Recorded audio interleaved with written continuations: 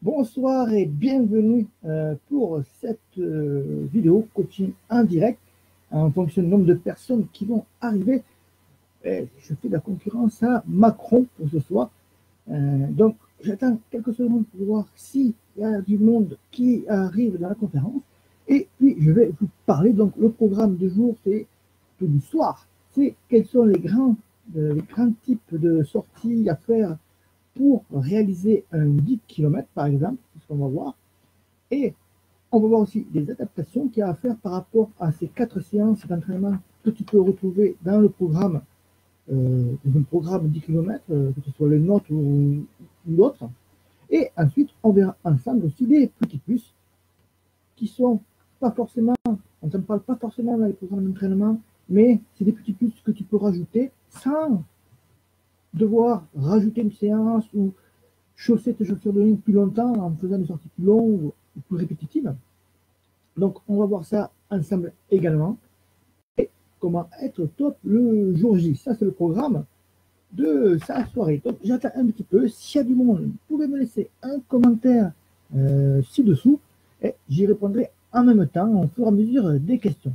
Donc, on va commencer d'ici quelques secondes, en achetant encore un petit peu. S'il y a du monde qui arrive, un peu de monde qui arrive. Donc, on va voir commencer bientôt, prochainement. C'est donc le programme 10 km, améliorer ses chronos pour 10 km, c'est ton objectif prochainement. C'est un objectif que tout le monde peut atteindre, hein, qu'on soit âgé, on va dire, qu'on soit plus âgé, qu'on ait plus ses 20 ans ou ses jambes de 20 ans. Il y a toujours possibilité d'améliorer ses chronos, bien sûr, en partant du principe que si déjà tu as les top chronos quand tu es jeune et que tu passes après sur quand tu vieillis un petit peu, il sera difficile, bien sûr, d'améliorer tes chronos. Mais c'est à des chronos moyens et c'est pas avec l'âge que ça va diminuer. Donc, on va attaquer d'ici quelques secondes. Je mets en place mon écran, donc tu ne verras pas forcément, mais j'ai pris quelques notes pour t'en parler. Et comme par hasard, ce n'est pas sur le bon écran, mais t'inquiète pas, ça va arriver. Alors, on va commencer à quelques minutes, quelques secondes plutôt. Ça va laisser permettre le temps d'arriver des derniers concurrents, enfin les derniers participants. Et on va attaquer très rapidement. Donc, si vous avez des questions concernant le programme, un programme d'entraînement de 10 km, des questions autour de vos entraînements de 10 km, et que je n'en parle pas forcément dans l'audio ou dans la vidéo de ce soir, il suffit de poser la question dans la fenêtre de commentaires. J'y répondrai très rapidement au fur et à mesure que je déroulerai tout le processus, tout le procédé de ce soir. Donc, on attend quelques secondes parce que mon ordinateur est assez lent, hein, comme par hasard. On va partir et on va enchaîner directement. Et je vais commencer donc par les 4 types d'entraînement que tu peux retrouver dans un programme 10 km. Alors, ces 4 programmes d'entraînement, ils sont, que je vais te donner ici, ils sont importants parce que tu dois les retrouver forcément dans ton programme, mais aussi tu ne vas pas les retrouver n'importe comment, mais ça, on le verra après avec les adaptations. Donc là, je déroule les 4 séances et après, on attaque les modifications, ce que tu dois faire au fur et à mesure de ton plan d'entraînement.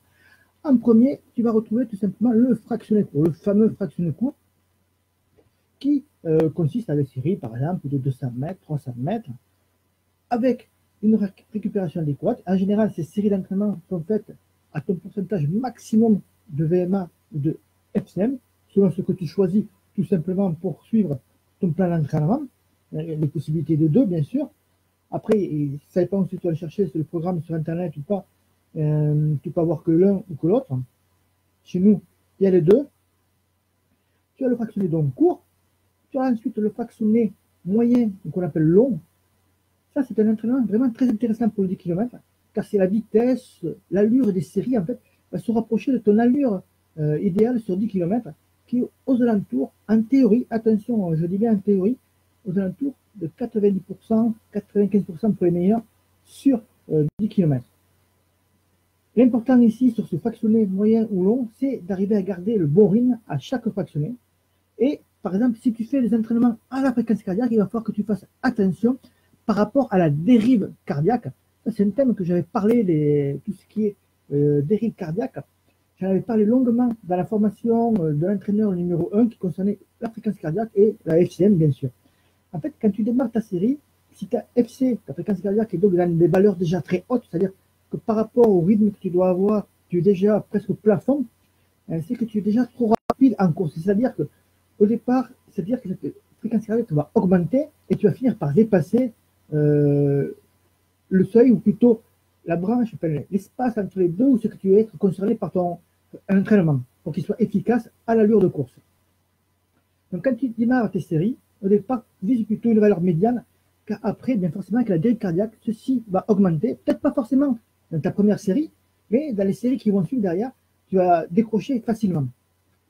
Ça, c'est la deuxième sortie. Et troisième sortie, tu as quand même aussi la sortie longue, la fameuse sortie longue. Or, même pour un 10 km, on parle forcément de sortie longue. Alors, bien sûr, tu n'es pas comme sur un marathon. Hein, l'idéal est ici entre 1h10 et 1h30 pour ta sortie longue. Tu vas pouvoir inclure quelques aménagements et ça, on va y venir tout à l'heure, notamment en mettant de l'allure spécifique 10 km. Par exemple, par des blocs que tu positionnes en milieu de sortie, 2 fois 10 minutes ou 1 fois 20 minutes. Et donc, sortie courte, fractionné court, pardon, fractionné moyen long, sortie longue, jusqu'à 1h30 maxi pour les 10 km. Hein.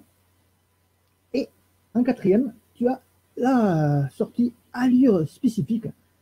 Et ça, elle est indispensable, quelle que soit la distance de compétition que tu vas faire. Donc, c'est valable pour les 10 km, bien sûr, mais si tu fais des semis, des marathons, tu vas devoir bouffer de l'allure spécifique. Le travail à allure spécifique est nécessaire pour permettre tout simplement au coureur d'exploiter son potentiel sur une distance donnée et de devenir plus efficace à une allure de course souhaitée. L'objectif recherché est donc de permettre de maîtriser son allure de compétition. Et donc, dans ce cas-là, il va falloir que tu regardes exactement, plutôt que tu calcules exactement l'allure que tu fais, que tu réalises plutôt sur un 10 km. Pour ça, il y a bien sûr les tests terrain. À partir d'un test VMA, on peut définir ses allures de course et on peut aussi définir ses allures de compétition. Alors, les allures de course, c'est des allures entraînement. Il y en a 5, dans le programme d'entraînement, il y en a 5. Et tu peux en avoir aussi des allures spécifiques de course. En général, elles sont définies dans les plans d'entraînement. AS10, par exemple, allure spécifique 10 km, AS21, allure spécifique 21 km. Donc, ces allures spécifiques, elles vont être à travailler régulièrement à partir d'un certain moment que je vais t'expliquer après. Il va falloir les travailler tout simplement en faisant des blocs comme je viens de te donner, ou alors en les faisant d'un tiers, mais tu peux les mettre à plusieurs endroits. Et tu peux les mettre soit dans ta sortie longue, soit en faire une sortie à la place, par exemple, d'un fractionné court ou d'un fractionné moyen ou long. Ces allures spécifiques sont vraiment nécessaires, elles sont indispensables. C'est ce qui va te faire progresser également sur 10 km parce que tu vas prendre de l'expérience, tu vas apprendre à tenir un certain rythme de course, même s'il est élevé. Ensuite, donc, on passe au point 2, c'est les petits plus, les adaptations, pardon, ça c'est le point 3, les adaptations à faire. Alors, il y en a plusieurs adaptations. Là, je t'ai donné les 4 séances à réaliser. Tu ne vas pas les faire les 4 dans la même semaine, hein, c'est pas possible, hein, surtout si tu cours que 3 fois. Et si tu cours 4 fois par semaine, tu ne vas pas non plus le faire, parce que par exemple, dans un email que j'ai envoyé dernièrement, je parlais du cas de Christophe, hein, qui m'avait envoyé un petit mail, enfin, plutôt par Facebook, un petit message sur Facebook, et il était très fatigué, il réalisait 4 types d'entraînement avec 3 fractionnés, 3 entraînements, 4 entraînements et 3 fractionnés dedans. Et forcément, il était très fatigué. Donc du coup, tu ne peux pas faire ça comme ça. Par exemple, on reprend le fractionné court, par exemple. Tu vas en faire au début du programme, on imagine que tu as un plan d'entraînement sur 10 semaines, hein, grosso modo 10 semaines ou 12 semaines si tu veux, pour un 10 km. Dans les premières semaines, tu vas retrouver une séance de fractionné court toutes les semaines. Tu ne vas pas trop avoir d'allure spécifique 10 km, ni de fractionné moyen ou long. Tu vas en avoir un petit peu, bien sûr, mais ça va alterner. Par contre, plus tu vas te rapprocher du jour de la compétition, plus tu vas te rapprocher du jour J. Le fractionné court que tu avais régulièrement toutes les semaines, qui revenait régulièrement sous différentes formes d'exercices, tu vas pratiquement l'éliminer et tu ne vas plus faire que du fractionné moyen long, qui se rapproche déjà de ton allure 10 km, et de l'allure spécifique également. Tout simplement pour que ton corps s'imprègne de l'allure de course qu'il va devoir faire le jour J. Et après, par exemple, sur la dernière période, on dit grosso modo une semaine, 10 jours avant, on est en phase d'affûtage. Là, par contre, on va commencer à diminuer ces séances, ou diminuer le volume de ces entraînements, ou le nombre de séances, et garder un petit peu d'intensité. Et c'est là que, par exemple, le fractionné court peut revenir. Donc, tu vois qu'il y a des adaptations à faire en fonction de la période de ce que tu trouves dans ton plan d'entraînement. Tu ne peux pas vouloir tout faire en même temps. Il faut fixer les priorités. Mais sur le rôle d'un entraîneur, pour moi, c'est beaucoup plus facile de le faire, parce que je comprends tout de suite et j'ai été formé pour faire cela. Donc, pour moi, faire un plan d'entraînement pour quelqu'un sur 10 km, pour le modifier, comme on peut le faire, par exemple, un programme améliorer vos chronos sur 10 km, c'est des plans standards que tu as l'habitude de retrouver, enfin, présentés de façon standard que tu retrouves un peu partout. Sauf que moi, je serai là pour l'adapter en fonction de tes besoins. Si tu rajoutes une course, si tu as un souci, parce que ton boss, il te donne plus de travail, tu as la belle famille qui débarque, des trucs, des conneries comme ça, moi, je serai là pour modifier le programme sur les jours avant ou les jours après, pour que tout soit linéaire et que tu n'aies pas du souci par rapport à la récupération ou des blessures qui apparaissent, etc., etc. Donc, ton plan d'entraînement, il n'est jamais fixe, il va toujours être modifiable en fonction des imprévus, en fonction de ton ressenti, parce que si tu es très fatigué, comme dans le cas de Christophe, qui enchaîne ça depuis plusieurs semaines, et il faut arrêter à un moment ou l'autre, sinon tu vas tout droit dans le mur et tu finis par te blesser. Ensuite, ça c'est le premier truc qu'on a dit ensemble. On va voir aussi, j'ai pris des notes un petit peu pour ne pas oublier, pas les 4 en même temps, ça c'est dit, en fonction de tes semaines d'entraînement et en fonction qu'on ne se rapproche pas du jour J. Et également, penser à mettre ce qu'on appelle, nous, dans le programme d'entraînement avec Frédéric Hurlin, notre entraîneur expert qui dispose d'un master pour l'endurance, donc un diplôme très très haut, largement au-dessus de tous les nombreux coachs, ils forment les coachs d'ailleurs pour ça. On parle de semaine d'assimilation, c'est-à-dire que tu ne vas pas pouvoir enchaîner 5-6 semaines ou 7 semaines d'affilée à te donner à fond aux entraînements, à toujours faire du fractionné, tout ça. Il va falloir un moment ou l'autre que tu mettes des semaines ou des jours, nous on parle de semaines, d'assimilation au milieu de plusieurs semaines de vitesse par exemple, enfin, plusieurs semaines de dur labeur, on va dire plutôt, c'est que tu vas enchaîner plusieurs séances difficiles, des semaines d'assimilation qui vont être là, pour éviter le surentraînement, donc te permettre de récupérer et également de recharger les batteries avant de repartir sur un nouveau cycle de travail. C'est un petit peu ce qu'on appelle le phénomène de surcompensation. Ça, le phénomène de surcompensation, c'est le thème du mois prochain de l'entraîneur. Pour ceux qui sont membres de l'entraîneur et qui écoutent cette vidéo. Ensuite, donc, on a vu les 4 types de séances, les adaptations, les petits plus. Alors, les plus que tu peux retrouver dans des plans d'entraînement, pas forcément dans les plans d'entraînement, mais que tu peux faire en plus. Chez nous, ils sont inclus très souvent. C'est de tout simplement faire, et ça ne va pas, surtout ce qu'il faut bien comprendre, c'est que ça ne va pas te rajouter des séances supplémentaires, tu ne vas pas passer plus de temps à l'entraînement, c'est englobé dans tes séances en général, et c'est du truc que tu peux faire de toi-même. Hein. C'est tout simplement d'abord de faire du renforcement musculaire. Tu peux le faire à l'échauffement, hein, ça peut être très bien fait, après un petit footing, renforcement musculaire avec des exercices que tu peux couper avec du travail, notamment de foulée, hein, et donc c'est des petits exercices que tu fais au moment de l'échauffement avant d'attaquer ton fractionné ou tes séries de seuil ou tout simplement tes fameuses séries à allure AS10 dont je viens de te parler précédemment. Tout ça, ça se fait, c'est englobé dans ta séance et ça te permet de progresser. Tu as aussi un autre type de séance qu'on inclut souvent, ce sont tout simplement les lignes droites, les fameuses LD qu'on a dans le programme d'entraînement. Attention, ce ne sont pas des sprints, ce sont tout simplement des accélérations progressives pour se mettre à l'allure souhaitée, par exemple, quand tu fais un fractionné, que ce soit court, moyen, long, ou tout simplement bonjour, qu'est-ce que t'as, ou tout simplement pour te mettre dans l'allure de la séance souhaitée. Les lignes droites sont des accélérations progressives, environ, on va dire, sur 100 mètres, retour en marchant ou au trot. Là, L'objectif est simple, on accélère progressivement et on se concentre sur ce foulée. Le balancement de bras, c'est tout simplement un travail de foulée pour mémoriser une certaine flexibilité, une certaine allure de course, mais au niveau technique. Donc ça, ce sont des petits trucs que tu peux rajouter qui vont t'aider énormément à progresser. Donc voilà ce que j'avais à te dire.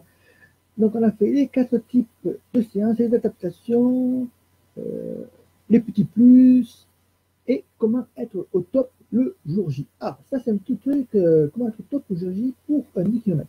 Tu ne peux pas programmer 10 ou 15, 10 km dans ta saison, c'est pas possible. En général, pour un 10 km, on dit qu'on peut avoir 2 à 3 pics de forme dans la saison. En général, autour de 3 pics de forme. Et quand je parle de pics de forme, c'est que tu peux faire 2 compétitions regroupées. C'est-à-dire que tu peux faire 2 compétitions en 15 jours ou en 3 semaines et avoir à peu près le même niveau de forme. C'est ce qui fait que tu peux avoir un 10 km que tu fais, ta course, un objectif principal, et tu en as toujours un 15 jours après, par exemple, au cas où que tu sois loupé, planté, parce que les conditions météo n'étaient pas bonnes, parce que tu as pris un mauvais départ. Hein, ça peut arriver, bien sûr, on n'est pas allé sur Rome. Et à ce moment, tu peux l'avoir 15 jours après, avec bien sûr le programme qu'il faut, tu peux l'avoir tout simplement derrière. Donc je rappelle, si vous avez des questions, si tu as des questions, il suffit de les poser directement dans les commentaires, j'y répondrai après ou en les prenant au vol. Donc ça c'est très important, les pics de forme, tu ne peux pas en avoir 50 000. Hein. J'ai eu le cas d'un coureur qui était justement dans le groupe Courir Serein, bon, il est parti depuis, il n'a pas dû aimer ma réponse, hein, qui me disait qu'il faisait 50 courses dans la saison. Ah ben, c'est n'importe quoi. On ne peut pas arriver à être performant en faisant 50 courses dans l'année. Après, bien sûr, il me rétorque qui n'est pas là, qui met un dossard juste pour le plaisir. Bon, en fait, si tu mets un dossard, c'est pour être performant, c'est pour améliorer tes chronos, pour se sentir bien sûr, pour prendre le plaisir tout le monde dans la course. Mais tu es quand même là aussi pour essayer de battre tes chronos. Donc, tu ne peux pas en faire 50 minutes. Et en général, tu as 4 grandes périodes dans une saison sportive. Tu as ce qu'on appelle en première période, la période de préparation générale, là où justement tu vas faire un peu de tout, du fractionné, du renforcement musculaire, de l'accélération, un petit peu de tout. Ensuite, tu te retrouves avec une période spécifique, par exemple un plan d'entraînement 10 km, qui va durer plus ou moins longtemps, 8, 10, 12 semaines. Là n'est pas le plus important. Tu peux facilement raccourcir le programme d'entraînement, par exemple pour un 10 km, au lieu d'en faire 12, tu peux très bien en faire que 8. Si avant, tu as fait une préparation générale qui était très axée, par exemple, sur la vitesse, parce que tu voulais augmenter ta VMA, à ce moment-là, tu peux te raccourcir ta période spécifique d'entraînement. Ça, c'est la deuxième période. Ensuite, il y a la période compétitive. Je viens de t'en parler avec les 10 km. Si tu le fais bien, tu peux te placer 10 km en objectif, décalé en 15 jours, 3 semaines maxi. La quatrième période, c'est la période de récupération post-compétition. Après la compétition, tout simplement. Et là, ici, tu vas te placer tout simplement en récupération. Attention, quand je dis récupération, on ne sait pas rien. Hein. Peut-être les premiers jours qui vont suivre la compétition, mais après, on va commencer à réadapter le corps, mais mollo mollo. Donc, si tu respectes cette programmation-là, tu arriveras à avoir plusieurs pics de forme pour les 10 km. Tu parles uniquement des 10 km, pas si tu prépares un marathon ou un ultra-trail. Hein. Donc, tu peux facilement arriver à avoir 3 gros blocs comme ça, où c'est que tu vas pouvoir être performant, par exemple, sur les 10 km. Donc ça, c'est vachement très important. Si tu arrives à comprendre que la planification, c'est quelque chose de nécessaire, hein, c'est pas enfiler les plans d'entraînement les uns comme les autres ou enchaîner les compétitions de 10 km les uns après les autres, il va falloir tout simplement, à un moment ou l'autre, décider quand tu vas pouvoir faire quelque chose, à quel moment tu veux être précis et réaliser ton objectif. C'est pour ça que le calendrier, il faut l'établir à l'avance et essayer d'y penser plusieurs mois à l'avance. Ah, une petite question de Kestar. Peut-on être aussi performant sur un 10 km que sur un ultra de la même année? Alors je te répondrai oui, tout simplement, parce que si tu le programmes très bien, si tu fais une bonne programmation, en fait, tu peux prévoir un 10 km au mois de mars, donc avoir toute une préparation spécifique et une préparation générale fin d'année, début d'année, faire ton 10 km au mois de mars ou avril, et ensuite tu bascules, petite récupération, et tu bascules peut-être sur une autre période générale de travail où c'est que tu vas être un peu plus axé sur le foncier pour augmenter ton foncier. Tout dépend bien sûr à quel moment être passé ton écran. Donc, tu peux très bien avoir une nouvelle préparation de travail générale sur 4 ou 8 semaines, par exemple, où c'est que tu vas t'axer sur ton entraînement foncier, du renforcement musculaire, pourquoi pas, travail de côte et tout comme ça. Et après, tu enchaînes avec ton plan ultra trail sur 12 semaines ou 16 semaines pour ceux qui veulent faire des plans ultra trail très longs. Donc oui, c'est possible d'avoir deux objectifs aussi différents comme ça, un 10 km et un ultra trail. Il faut simplement réfléchir au calendrier et voir comment on peut les placer. Bien sûr, ton objectif 10 km ne doit pas être pendant ta préparation ultra parce qu'on ne peut pas faire deux choses à la fois. Tu ne peux pas être performant en travaillant les deux en même temps. Mais si tes deux sont décalés de plusieurs mois, c'est tout à fait possible et c'est même réalisable. Tu vois beaucoup de trailers de très bon niveau qui font en début de saison des courses, parfois sur route même, il y a plus de trailers qui viennent sur route sur des 10 km, tout simplement pour travailler la vitesse, pour travailler le cardio. Et après, quand la saison va arriver des ultra-trails, enfin, ou des trails longs, pour ceux qui ont prévu des trails longs, des ultra-trails, et ils vont basculer tout doucement vers une préparation plus spécifique de ce côté-là. Donc, c'est très. Voilà ce que j'avais à vous dire autour du programme. Ça fait 21 minutes que je parle quand même. Autour de ces 4 séances donc, spécifiques 10 km. Donc, pour ceux qui ont loupé ça, il suffit de réécouter tout l'enregistrement. Je le laisserai dans le groupe correspondant et très prochainement, il est possible que je vous propose un téléchargement. Ensuite, le programme 10 km, je vais juste y revenir quelques mots sur notre fameux programme 10 km. Améliorer vos chronos sur 10 km. Pour ceux qui suivent les différents emails, minuteurs, ces derniers emails dont je parle. Donc, il y a les plans d'entraînement sur 8 semaines ou 12 semaines, avec 3, 4 ou 5 séances par semaine.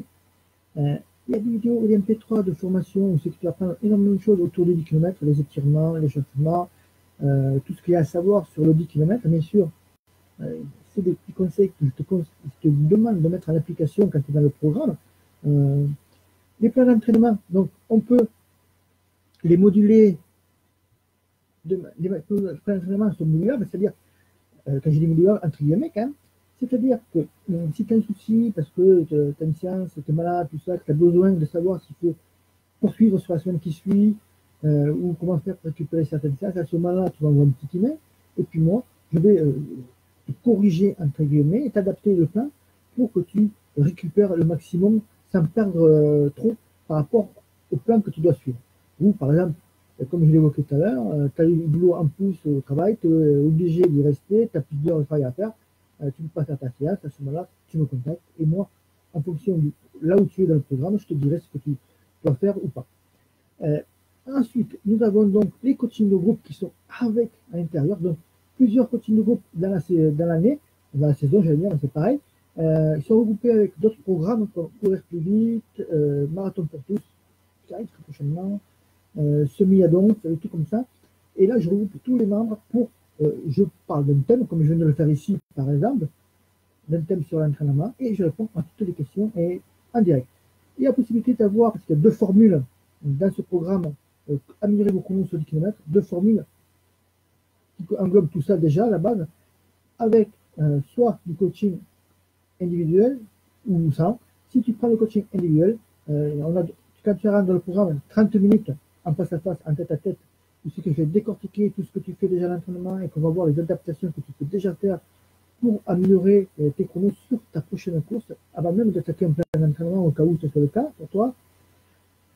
Et ensuite, il y a 15 minutes de débriefing après chaque 10 km que tu fais, ça c'est valable pendant 2 ans. C'est-à-dire que chaque fois que tu as fait 10 km en compétition, tu me contactes, on se téléphone, on s'appelle, on se voit, et on discute du ressenti que tu as eu sur la course, et on voit les adaptations que tu peux faire, les modifications que tu peux faire pour améliorer tes chronos sur le prochain 10 km, sur ton prochain objectif.